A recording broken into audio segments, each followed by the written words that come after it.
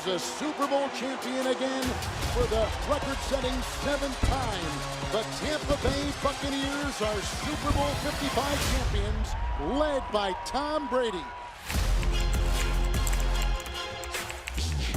Not too much has changed in Tampa since hoisting the Lombardi Trophy in February, throwing an epic parade. In fact, they're the only team in the modern era to bring back all 22 starters from a Super Bowl winning team. So how will they respond to being the hunted going into the 2021 NFL season? When you're led by the GOAT, you embrace expectation.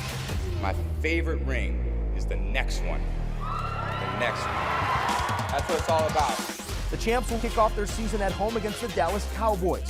And with a seemingly healthy Dak Prescott fully recovered from injury, a new voice in defensive coordinator Dan Quinn, and a rookie linebacker expected to make an immediate impact, expectations are still high in Dallas. Vegas making the Cowboys the favorites to win the NFC East. And despite winning just 3 playoff games in the past 25 years, Jerry Jones is still very much of the belief that this Cowboys team can compete for a Super Bowl right now. We've got size, we've got speed. I think we've got a chance to be a real good team. So will the Cowboys get off to a strong start and upset the defending champions at Raymond James Stadium, or will Brady and the Bucs pick up right where they left off? Fire the cannons! The 2021 NFL season is officially here. And we are officially all together once again. I'm Chris Hassel, joined by Brady Quinn and Pete Prisco. Each and every Wednesday before the week kicks off, we're going to pick every game in the NFL against the spread. And fellas, we're going to start with the Thursday night kickoff. The Bucs now an 8-point favorite at home against the Cowboys. That's the largest spread of the week. Wait. You missed me. I did, of course. We've talked about this before. We haven't had the band together, since 2019? It's good to have you back. Yeah, we were here for draft night, I think, but that was about it. Yeah, that was about it. But in regards to this game, it's good we start off this way. We're both on different sides of this one. I'm betting on this. I'm betting on the Tampa Bay Bucs continuing that trend of what we saw offensively and really defensively at the end of last season. I think they're going to bring that same thing into a Dallas Cowboys team that, as always, Pete, has all this hype. They're probably going to be without Zach Martin, even though Mike McCarthy keeps talking about how there's still a chance he's going to play. I don't know what that means with their protocols, but the reality is this. I'm not betting against this guy, Tom Brady, especially the way their defense looked at the end of the season, the way their rushing attack looked like. I think an actual offseason, which he had this year, unlike what he had the year before, only gives him a better chance week one against a team with a new defensive coordinator, Dan Quinn, to explode and I think win this game somewhat easily. See, I agree with you that they're going to be a better team than the one that won the Super Bowl. There's no doubt in my mind they're better because he's in the offense for another year. You look at the defense, they're in his defense for another year. They had complications learning that defense last year. All those guys admitted it to me. They said, look, Antoine Winfield said, look, my head was spinning. And eventually they got a hold of it and understood it. Well, they're a better team.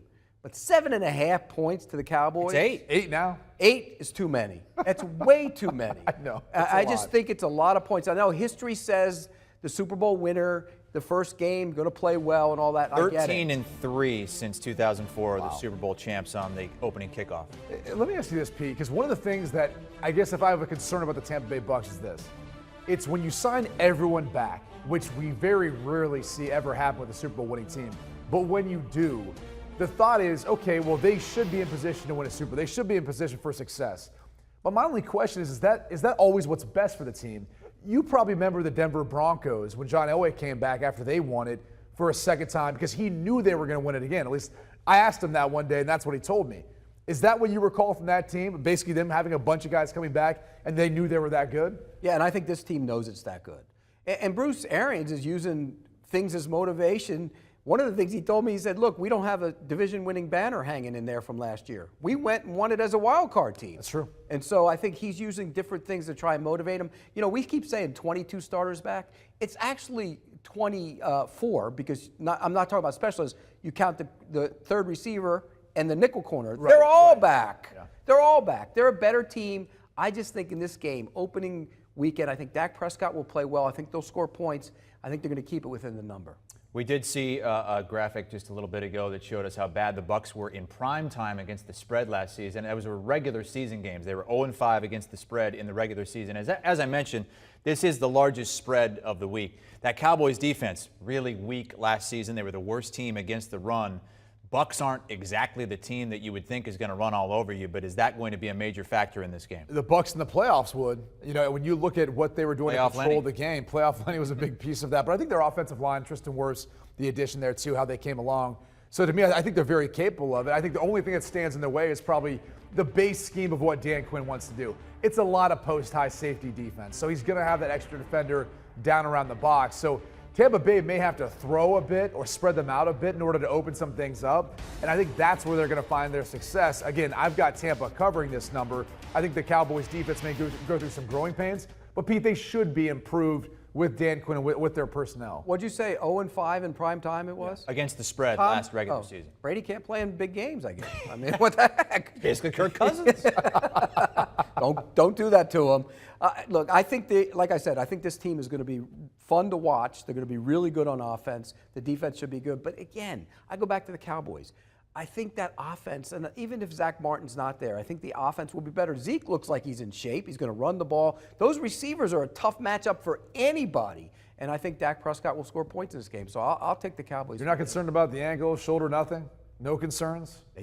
All I can take with their word, they say he's 100% ready to go. I'm just concerned when he gets hit, when he gets driven into the ground, right? You know, and Sue's back, that front, the way they can rush the passer. That's more of my concern, is when you've got a guy who's an all-pro guard who's not there, and that's what my anticipation is. And it's no knock against McGovern. He's just not as good of a player as Martin is. If you get penetration, he's going to start running, and he's going to get pressured outside the pocket. They're going to lay some hits on Dak Prescott to test how healthy he truly is. Tampa Bay wins the game, but I think Dallas covers the number. Again, largest spread of the week. It is up to 8. The uncertainty around Zach Martin and Dak Prescott. How healthy is he going to be? Let's move to Sunday's games now, and a 1 o'clock Eastern time game between the Seahawks and the Colts. Seattle is a 2.5-point road favorite. Pete, I know you always like to talk about teams going from the West Coast to the East Coast. Seattle's won 11 of their last 12 games in the Eastern time zone. Well, that's Pete Carroll. I mean, he's a tough-minded coach, and he gets his team to play hard. I don't think they're going to win this game. I think when I look at Seattle, I think defensively they have major questions. And first and foremost, who's going to rush the passer? Now, they have a lot of young guys they really like. They flashed in the preseason, but now it's go time. And you're working against, I know the left tackle's not there, but you're working against a pretty darn good offensive line. And so that's the thing I want to see, Brady. Can Seattle rush the passer? What are they going to be on offense? That's the other thing. We keep hearing there's friction. Pete Carroll wants to run the ball. They want to play looser and throw the ball. They have a new offensive coordinator. What are they going to be on offense? And I think what they are on defense will dictate what they are on offense. If they're good on defense, then I think they prefer to run the ball and take shots down the field. If they're bad on defense, then I think they need to go to plan B, which is let Russell Wilson cook. And let him play fast and furious and loose with those wide receivers and score points. I think in this game, that's exactly what I would do. Well, it's the tale of essentially last season for them, right? Defense was bad at the beginning. They're airing it out. Russell Wilson's MVP conversation maybe would have won it if he stopped that after the first 6 weeks. And then as the season goes on, defense improves. They start running the football. It changed the entire dynamic. Look, Shane Waldron's taken over now as the offensive coordinator. He spent some time with Sean McVay and the Los Angeles Rams. So a lot of what his background is a mixture of that. And obviously, he's got roots back to the New England Patriots. I think you're going to see a fair amount of outside zone running scheme combined with the boots, the move but pocket, deep play action pass. Really earlier on in Russell Wilson's career, that's where they had success. They won a Super Bowl, went to 2. I think you're going to see more of that. I like their chance in this one. I know they're a good road team. We kind of saw that stat, but this is a team that I'm not betting against Russell Wilson. There's too many questions in my mind about Carson Wentz, what he's going to look like in this offense, his health, Quentin Nelson's health for that matter. You talked about the left tackle spot. What about Quentin Nelson? As good of a player as he is, I don't know how he's going to move, how healthy he's going to be in this one, if he'll play and all that. I mean, some of that stuff might still be up in the air. So I've got too many questions about their offense at this point. I'll go ahead and gladly lay the 2.5 points, and then Seattle gets their first win of the season. I have to admit, the line looks funny. It looks weird, but I just think. How so? Because you got a team on the road favored against a team that's supposed to be more like a pick 'em? Yeah. So it should be a pick 'em game. And when you look at the Colts defense, I think that's where they're going to be better. I think a lot of those young guys are now ready to take the next step. And they took a little bit of a step forward last year. They're going to be that much better this year on that side. They got to keep an eye on his Kwity Paye. I'm curious to see what kind of impact he'll have as a rookie. You heard rave reviews at training camp preseason, the edge rusher out of Michigan. I'm curious to see what impact he'll potentially have on Russell Wilson. But going back to it again, I don't know how good the Seattle Seahawks defense will be. It has to be improved from what we saw from the beginning of last year. Their pass defense was awful, and you've got a quarterback in Carson Wentz and a new system, and you know they're going to load the box. Very similar to Dan Quinn. That's where his roots go back to in Seattle. You know they're going to play a lot of post-safety defense, and they're going to force Carson Wentz to beat him with their arm and choose his matchups and then try to beat him over the top. Yeah, and this is a big year for Carson Wentz. Let's be honest about it. He has to get off to a good start and show people that he can be a guy he used to be, because he hasn't been that. Since he tore his knee up against the Rams, he hasn't been the same guy. For whatever reason, he didn't get along with the coach. He didn't play the same way. He's got to play well for the Colts, or else they're going to have a long season, and I think he will play well. I think the defense will carry him early in the season. Good news is he's been given the green light. He will play just 5 weeks after surgery on that foot. Moving on to another 1 p.m. Eastern time game on Sunday. It's the Vikings, another road team that's favored here. Vikings -3 on the road against the Bengals, and the return of Joe Burrow. Which I know Pete's excited to talk about. I'm concerned for him, all right? I'm concerned for him. Well, you should be. He hasn't really looked 100%. He hasn't. I've got concerns about that offensive line. I think the only good thing is, if you look at the Vikings defense last year, they really took a step back. I think there's some questions as to where they'll be this year. But look, I think the Vikings offense with Kirk Cousins, the way Justin Jefferson came along, an outstanding rookie year, a healthy Dalvin Cook in the backfield. They just signed Brian O'Neill to a huge contract up front. He's tied to them now for 6 years. I mean, everything's pointing in the right direction of the Vikings being able to put up some points. I'm just curious if this game's going to be a shootout in your mind, Pete, or do you think this is going to be the Vikings walking away with it? No, I think the Vikings are going to be much better on defense this year. Here's an amazing thing, a stat.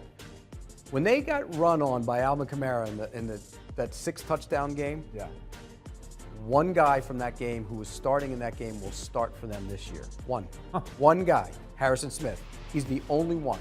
They were so banged up on defense last year. Those two big interior guys together, Pierce opted out. They got Tomlinson. They're monsters up front. Hunter's back rushing the passer. Barr and Kendricks, the linebackers. And then you get to the secondary. Patrick Peterson's trimmed down. He looks like a different guy. That's a good defense. And Mike Zimmer's calling card is defense. I think it's going to be tough sledding for Joe Burrow in this game. You're right. He hasn't looked comfortable. He looks like he's a guy that's worried about the rush around his leg. And sometimes, Brady, that can take a while to wear off. But let's be real, too. Jamar Chase hasn't necessarily looked very good either. He just dropped another one. Drops. He just dropped another one.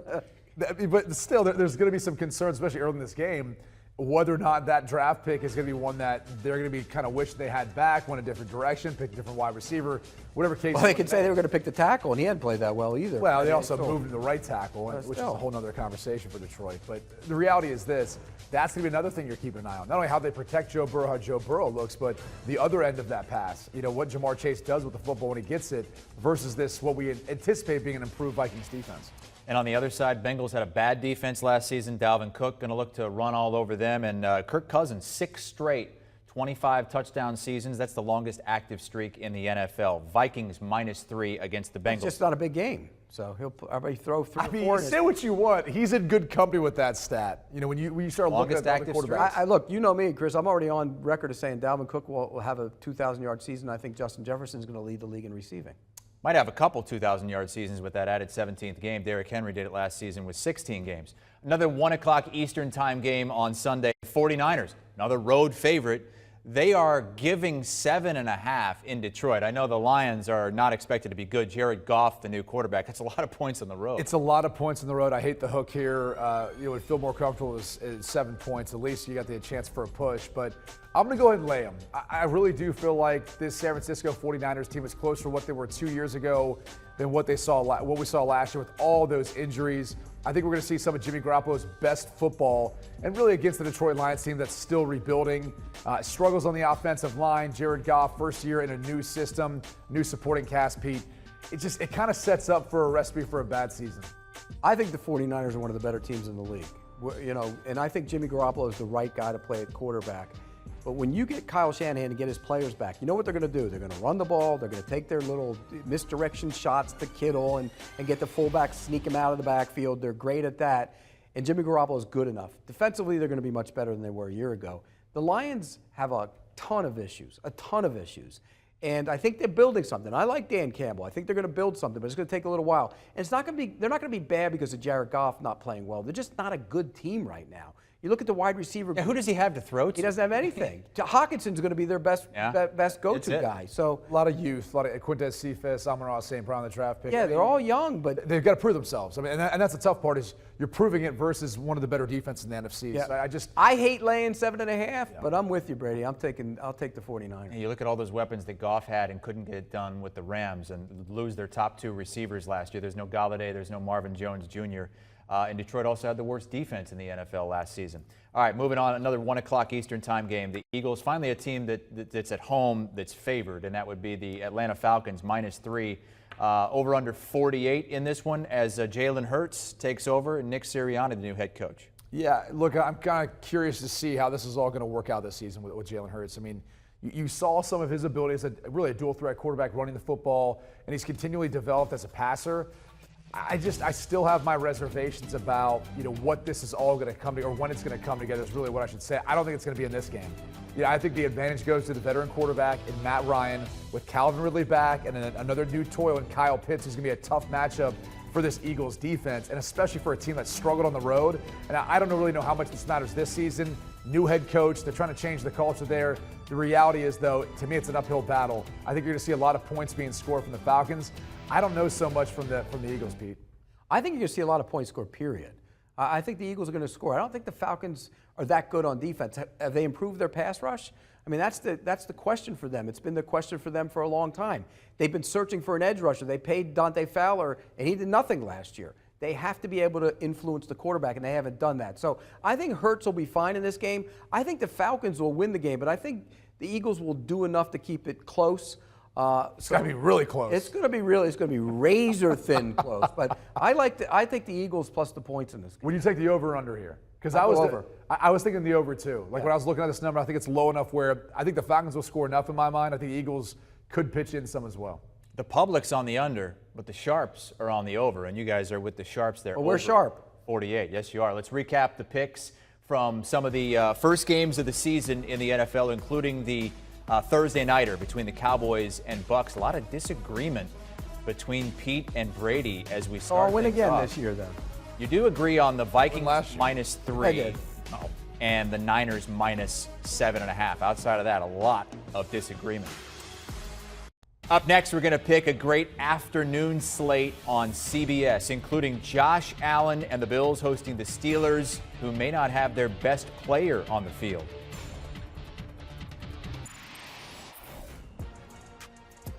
CBS kicking off its NFL slate Sunday at 1 Eastern. Just so much to watch. I mean, even at the Jaguars-Texans game, you get the Urban Meyer debut, the Trevor Lawrence debut. Chargers in Washington, Herbert coming off his Rookie of the Year campaign. You got the Sam Darnold Bowl, the revenge game for Darnold against the Jets, Titans, Cardinals, and Steelers, Bills as well. Those are the early 1 o'clock Eastern games on CBS. We're going to pick all of them right now. I'm Chris Hassel, joined by Brady Quinn and Pete Prisco. Let's start with the last game that was on that slate. It's Steelers-Bills, which might be a little bit more difficult because at this time we don't know for sure if TJ Watt's going to play. No, obviously dealing with the contract situation, and I'll be curious to see how it pans out, Pete, because he's very much deserving of that contract, but the Steelers have a precedent. They usually don't have any guarantees going past the first year of those contracts, and I don't think that's something they want to break for TJ Watt or anyone else for that matter, so it will be interesting to see if he's going to be out there and playing. It's a great organization. I would say to any player, whether or not you have that guarantees past that next year, they seem to take care of their own, so hopefully they can get something done, but I am shocked that we disagree on this game. Because the line right now sits at 6.5. I know you've got the Bills doing something special this season, but you've got them starting off this season, obviously winning a close game is what I imagine you're going to say. I've got the Bills winning and covering because I've got some concerns about that Pittsburgh Steelers offense, especially what we saw their final game last year in the wild card game. Defensively, I think they'll be good. I just think the Bills are going to be better. So I'm going to lay the 6.5 points here. I do have the Buffalo Bills winning it all. They are my pick to win the Super Bowl. Just so I can sit But there. not covering week one? Well, here's why. That's getting off to a bad start. You look at some history of that series, and it's been the Steelers have won 5 games. They were 5-1. They lost last year at Buffalo. They've always played well at Buffalo, and part of the reason is they're that good on defense. I think they're going to be special. I expect Watt to be there, and even if he isn't, they'll get after the quarterback. The flip side of that is, I know you mentioned their offensive line. There are major concerns there. They're young. They're starting a rookie left tackle. They're starting a rookie center. I get it. 4 rookies potentially starting on offense. They are going to start 4 rookies. The tight end as well, Freiermuth, and then the running back, Harris. So, yes, it's a young group. It can't be any worse than it was last year. That offensive line was pathetic. Villanueva and Pouncey and gang, they were awful. It will not be worse than that last year. They will move the football. Roethlisberger looks younger. He looks better. He's going to throw the ball down the field. They will run it. They will keep it close. I'm not saying they're going to win the game, Brady. No, I don't think they're going to have time. But the way the Bills drafted, the additions they made on that defensive front, they're just rolling in these edge rushers now. I get it. I am worried for them. And you know Sean McDermott, he's going to dial up some stuff. That running back, Najee Harris, he's going to be important in protection.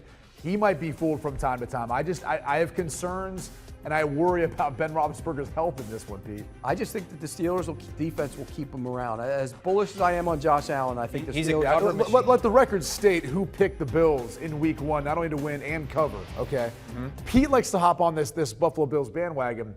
Some of us been there a long time. I'm excited for the fan base there, by the way. You've been full on fans. Oh yeah. You've been on the Bills bandwagon. Here we go. Brinson called you out yesterday because you're acting like you're the only one in the world picking the Bills to win it all. He says there's 5 CBS analysts picking the Bills to win it all. They all copy my paper. Who'd you pick? Kansas City Chiefs. Against? Well, Bills. No, to play in the Super Bowl. Oh, Chiefs versus what did I say? Tampa Bay. Rematch. We're very unoriginal. I got Bills Tampa Bay. There you go. But not the Bills to cover in this first game of the season. You do still like them to win, though, correct? Correct. Okay, all right. See, there's a difference between winning and covering, Brady. I'm just letting you know that. Some would say good teams win, great teams cover. A lot of people say that. Yeah. Let's move on to another CBS game, 1 o'clock Eastern time. The Cardinals are at the Titans. The Titans, the favorites in the AFC South. Jury, according to some, still out on the Titans. It seems like Pete Prisco, you're one of those guys that, they've been good the last couple of years. Can they do it again? No, I think they will win the division. I do. I think offensively they're going to be really good. I still have questions about the defense, and that's going to stay there. They were dreadful on defense last year. They will be better than that this year. But they still have issues at the corner. Who's going to rush the passer? Those are all legitimate questions about this team. This is going to be a fun game. We're going to sit back when this one's done and say, wow, that was fun, because I think both teams are going to score a lot of points. I think Arizona's made some improvements on defense, getting J.J. Watt. I think Collins is going to be a big-time player at the at the linebacker. And Marco Wilson, everybody's raving about him as the young rookie corner, the 3rd-round pick. So you look at that defense, I think they'll be better, but they're going to have some growing pains. There's going to be a lot of points. I love this is a high-scoring game. But I think Arizona's going to hang around in the game. I'll take the Cardinals in the points. See, I wanted to get suckered into the high-scoring game that I feel like for some reason Week 1, maybe the offenses get off to a little slower start and ends up just sliding underneath that under. So it happened in college. I'm on the opposite side of you. 65% of them hit in Week 1 in college. I think we may see a little bit of that too in the NFL. But I'm on the other side, but I'm with you here taking the points with the Cardinals. I don't even think that they'll keep it close. I think they actually might be able to win this outright. I just think it's tough to prepare for Kyler Murray Week 1 if you're any defense and seeing what he presents from his ability to escape and create. And I also think the additions that you touched on defensively will help, and A.J. Green, along with DeAndre Hopkins. And I don't know that the Tennessee Titans did anything else to help them get improved defensively. And it's in particular situationally, like that's the area I'm looking to see. 3rd down, red zone for the Titans defense. They struggled mightily last year. Have they improved at all? You'd have to think they can only go up from here. But I'm not sure they did anything in the offseason to make me think otherwise. Well, when Bud Dupree gets back all the way healthy, like later in the season, then I think he'll help them from a pass rush standpoint. But until then, where's that come from? The other thing I think you got to be a little bit concerned by, like Arthur Smith moving on. And I know you say, well, the system's still there, it's still intact. It doesn't mean that you're going to have that same chemistry right away with your offensive players and how you go about actually calling and adjusting in-game. Some of the toughest things to do and find as a play caller is going to be your in-game adjustments. We'll see how Ryan Tannehill and the Tennessee Titans handle that. That's going to be kind of the wild card, too, I think, for the Titans on the offensive side of the ball. And last time Todd Downing took over an offense, they regressed in a big way. Did not go well. Yeah, in Oakland, they regressed. As road underdogs, Kyler and Cliff, 7-3-2 against the spread. And both of our guys, Pete and Brady, like the Cardinals plus the 3. Moving on to the Chargers in Washington. This is the closest game to a pick'em. Chargers -1 in D.C. Justin Herbert trying to do what he did last season. He has a new head coach and Rams defensive coordinator Brandon Staley. Look, I look at this matchup, and I think we know we've got two good defenses on the field. So then it comes down to who do you trust offensively? I've got my faith and trust in Justin Herbert in his second year with what he did his rookie season, leading the Chargers, even versus that stingy defense in the front seven, the pass rush, with the weapons they have more so than what I think the Washington football team presents with Ryan Fitzpatrick. I just think they're too susceptible to him potentially turning over the football. They may have a hard time running the football. All those things are concerns for me. So I'm going to go ahead and lay the point, if you will. It's basically a pick 'em with the Chargers because obviously I think they end up winning this game. See, you talked about two good defenses, but I think one is going to be elite and special, and that's Washington. I think that front is going to be outstanding. As good as they were a year ago, they're going to be even that much better. I think Sweat's going to really elevate his game. I think Chase Young is going to elevate his game. Jamin Davis is going to be a star at linebacker. So I look at it from that standpoint. Yeah, they're both good defenses. Herbert's better than Ryan Fitzpatrick, but Ryan Fitzpatrick's good enough and smart enough. He'll be able to distribute the football. I think this might be one of my sucker fish lines, and I'm biting, boy, I'm telling you. It looks weird. I've seen it all at this point working with Pete. Yeah? Pete Prisco went from calling Ryan Fitzpatrick the helium balloon. Well, he is the helium balloon. But now he's picking him. And basically what looks to be a pick-em game, he's picking him. I'm picking him because of that defense. Quarterback skills. Oh, it's Herbert. Are you kidding me? But I'm taking. Why are you going against logic that here? defense is special. That's why.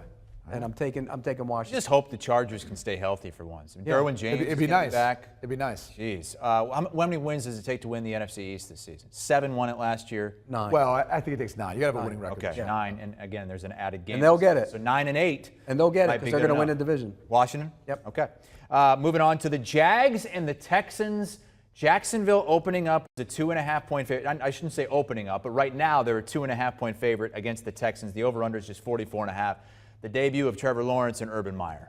Yeah, and this is a fishy line. You just talked about that, Pete. I feel like I'm getting hooked on this one, and maybe it's because I look at the Texans, I look at their roster, I look at this organization really being in just a state of chaos to a degree, and it really needed to be rebuilt. However, Tyrod Taylor could come in and do some good things. I don't think he's going to put the Texans in a bad spot to lose this game, but I do think I foresee the Jacksonville Jaguars winning a close game on the road in Houston. I don't know what kind of home environment they're going to have. I don't know where this team and what they're thinking right now. It seems like it's hard to get a feel for Houston with everything that's going on. So I'm purely relying on the fact that I'm laying the 2.5 points with the road favorite here. But there are obviously a ton of concerns I have with Jacksonville, the offensive line, playmakers, et cetera.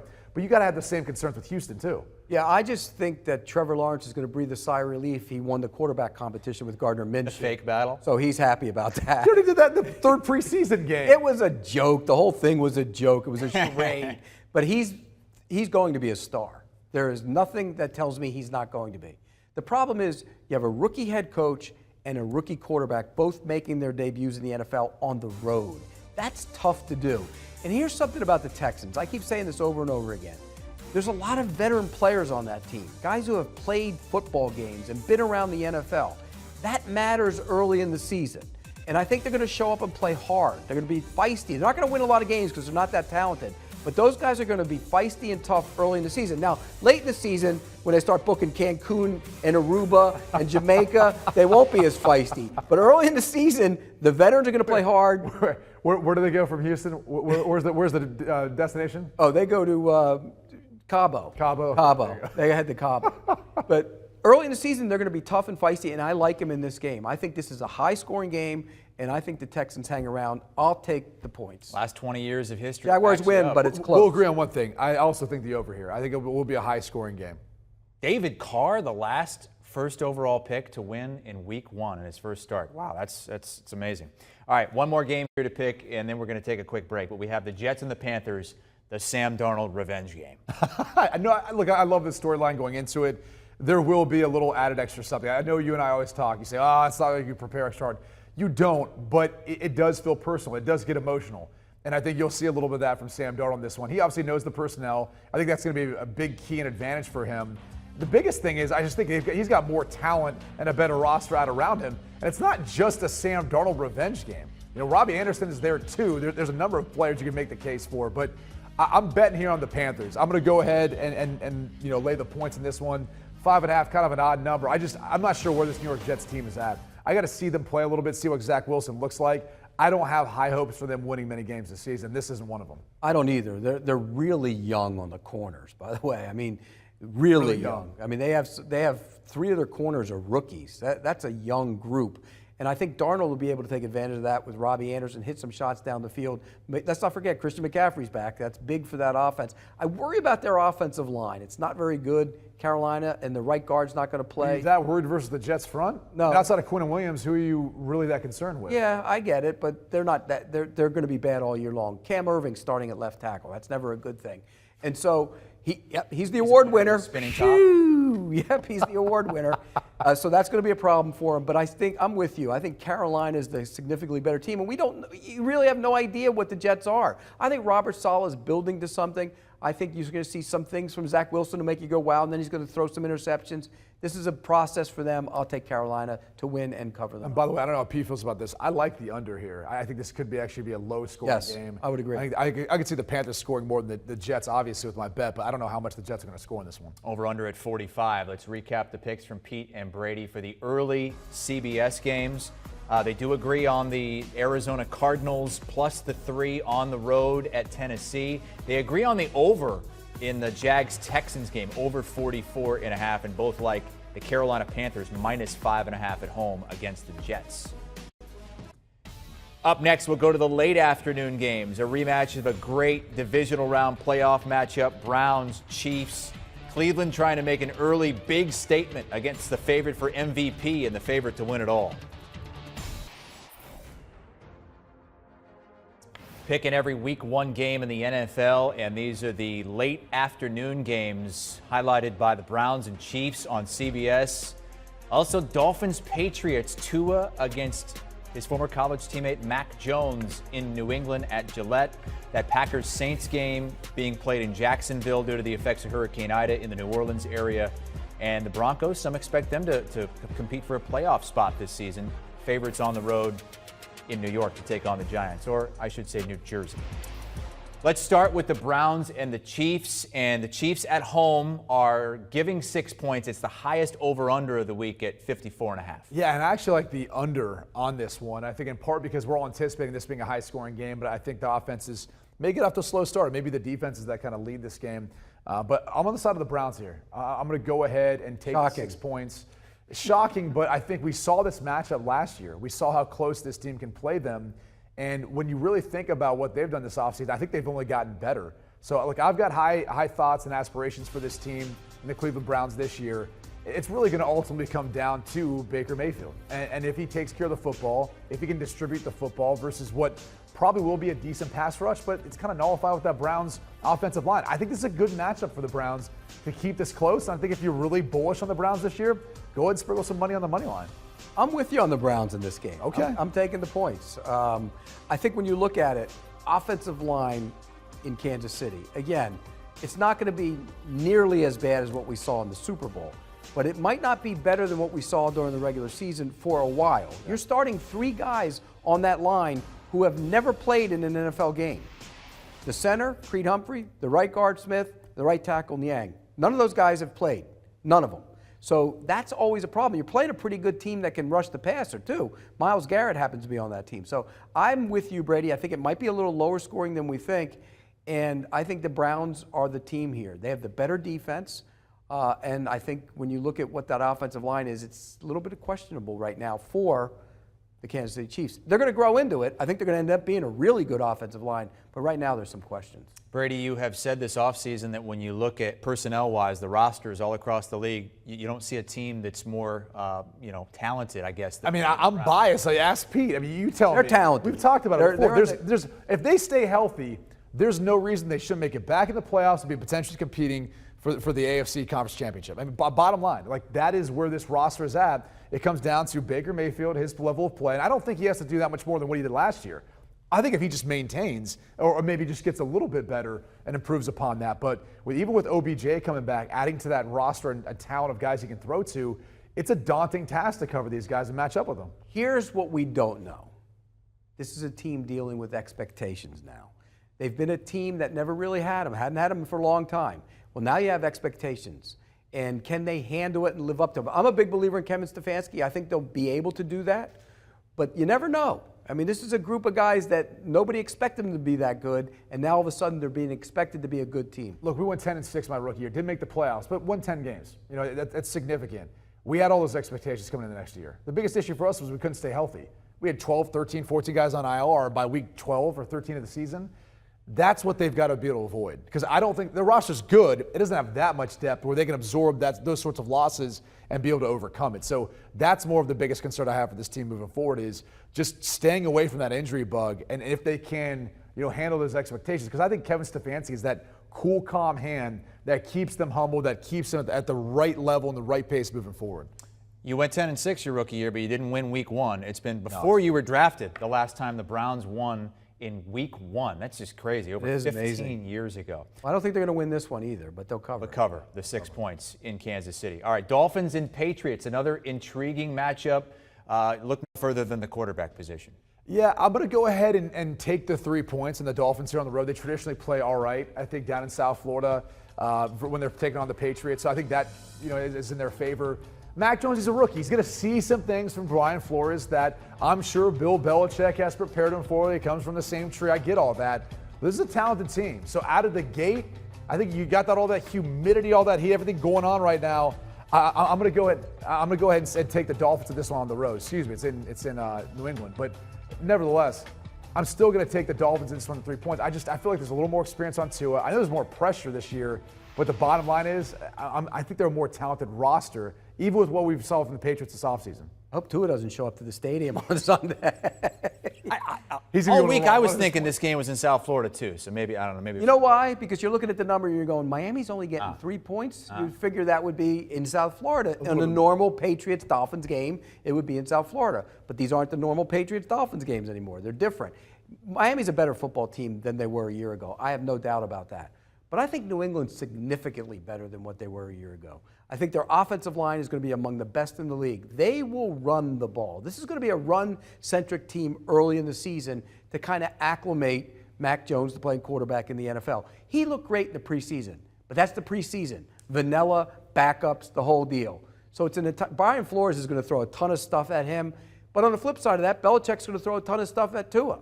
So probably a little lower scoring game than we would expect. But I like New England in this game minus the points. I'm more curious to see what they do with the offense. I know you talk about running the football. A lot of people think this could be a throwback to, hey, back when Tom Brady took over for the New England Patriots, when Charlie Weiss was offensive coordinator, they ran the football, threw some screens, took some play-action deep shots. Is that what they're going to transition to? I don't see it being so much that way because I think Josh McDaniels would like to spread things out for Mac Jones. He's cerebral. He can see the field. He can find his matchup.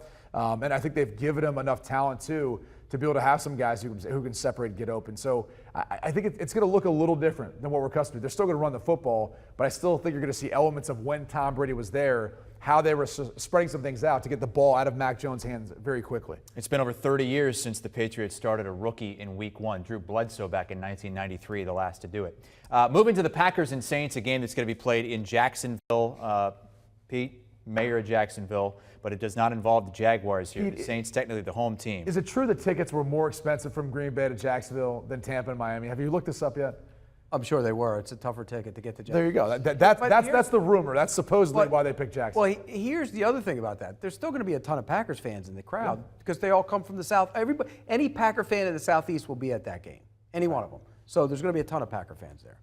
That's what they're hoping. The line is 4 for the Packers. Technically a road game, but not really a road game anymore, being played in Jacksonville. And Jameis Winston taking over. I mean, some people are saying, hey, this is a guy that could win Comeback Player of the Year award, but quarterback scales for the Green Bay Packers, no question. Yeah, there's no doubt about that. I mean, I'm going to lay the 4 points in this one.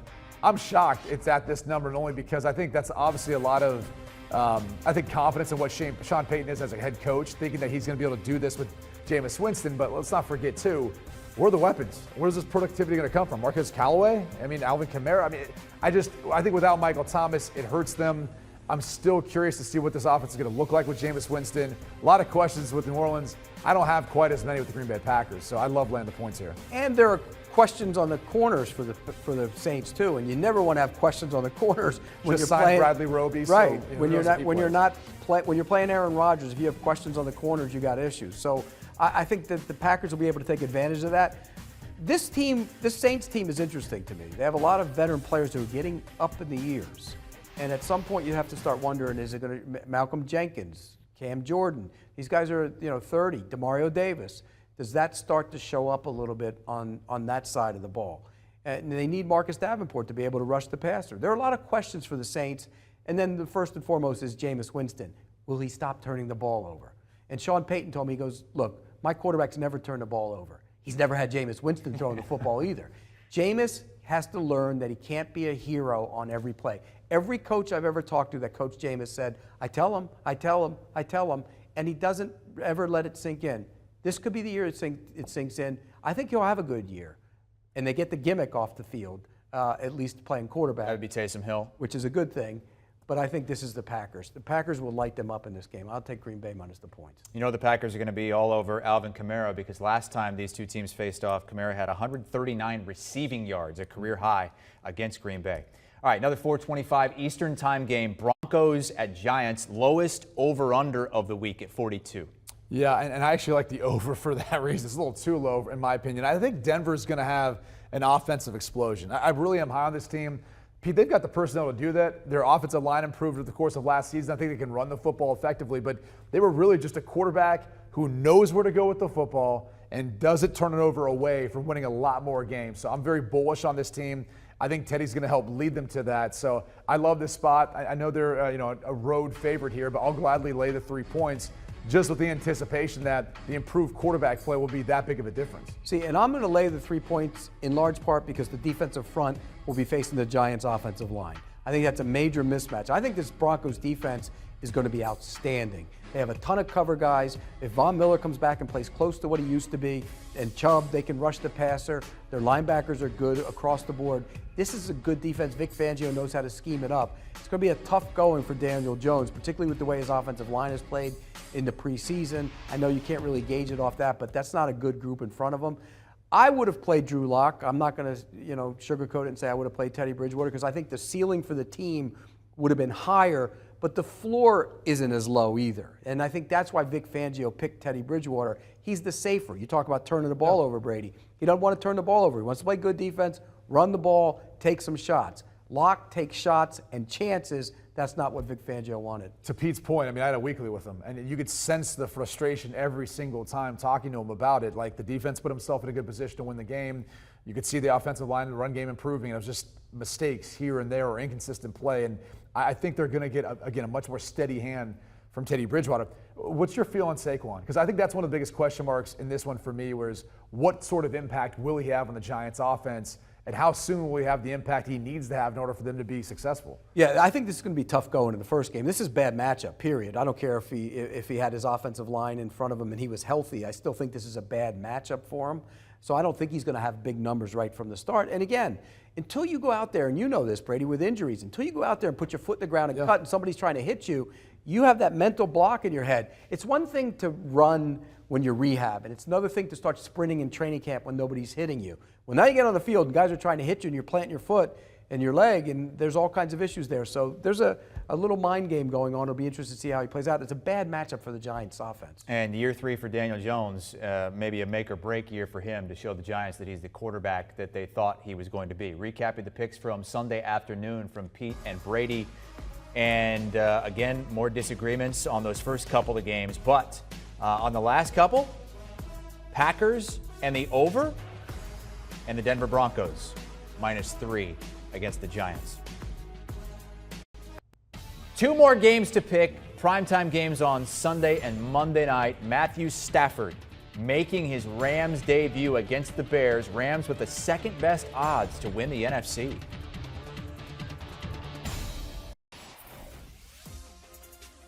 All right, season kicks off on Thursday night, but a couple primetime games to finish up the week. Bears at Rams, Sunday Night Football. Rams 7.5-point favorites. And on Monday night, we're in Vegas. Raiders hosting the Ravens, who are 4.5-point favorites. Let's pick the Sunday night game first with Pete Prisco and Brady Quinn. Aaron Donald looking to feast on that Bears offensive line and an immobile Andy Dalton. This is a bad spot to be in for Andy Dalton, maybe even Justin Fields if he gets in the game. Going up against Aaron Donald, I think what he can do versus that offensive line. I love the Rams here laying the points. Hate the hook, but again, willing to lay it, I think, here in week 1. In part because I do think Sean McVay will get the better of the Chicago Bears defense, but also because I just don't have much of an anticipation for what this Bears offense is going to be able to do versus the Rams defense, which was stellar last year. Now, the only question is, how different, or is there a drop-off not having their defensive coordinator now, Brandon Staley, moved to the Chargers? I mean, that's really my only question about it. Outside of that, Pete, I think this is somewhat, I don't want to say an easy win, but I think the Rams should be able to handle the Bears at home. I'm on the other side of this. I'm playing contrarian. I know the whole world is going to be on the Rams. Everybody. But 7.5 points is a lot for a team that's pretty good on defense. I mean, the Bears are pretty good on defense. We know they're going to get after the quarterback. Wait, but Matthew Stafford's the best quarterback in the world. They've anointed him. Everybody's anointed him. I mean, and I like Matt Stafford. I think he's good, really good. But this team is very top-heavy. And I think at some point, when you have so much money put into 3 players, Matt Stafford, Aaron Donald, and Jalen Ramsey, your depth can start becoming a problem. And there's my concern with them. So I think Andy Dalton's smart enough, and getting Jason Peters in to play left tackle, I think the offensive line will be okay. They'll double Donald the whole game, and who else can really rush the passer? Floyd, maybe. But I think Andy Dalton will be able to make enough plays to keep them in the game. They won't win it, but they'll keep it within that 7.5.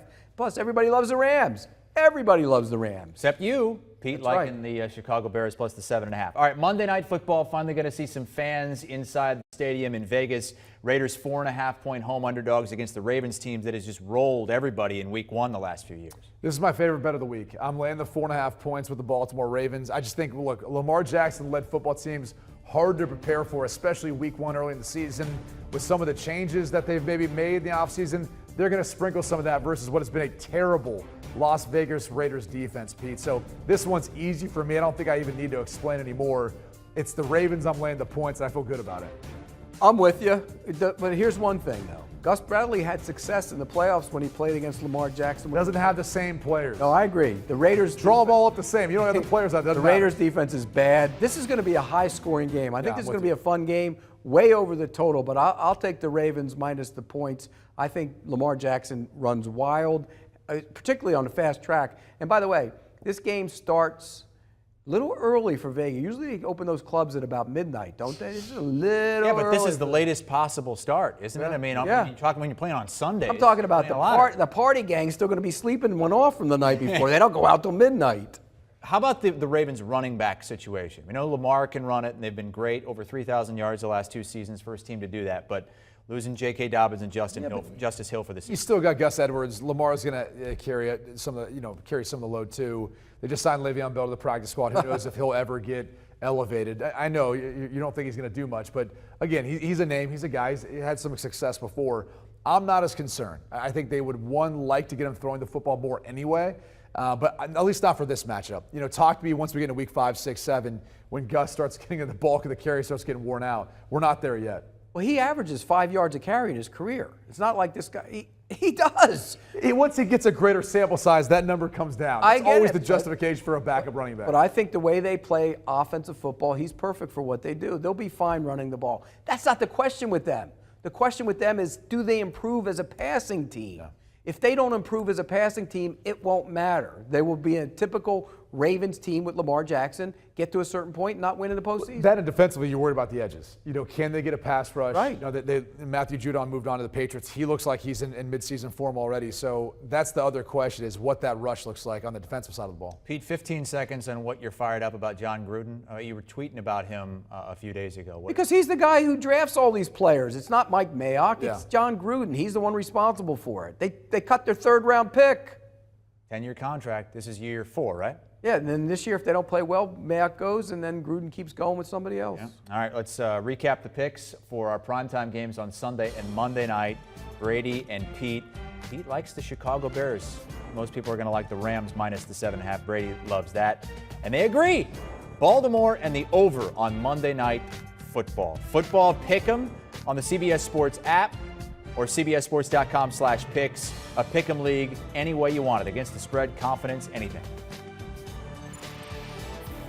Do you want a sports network that delivers everything that matters about the game? The highlights, the picks, the instant analysis, no yelling, no fake debates, no politics.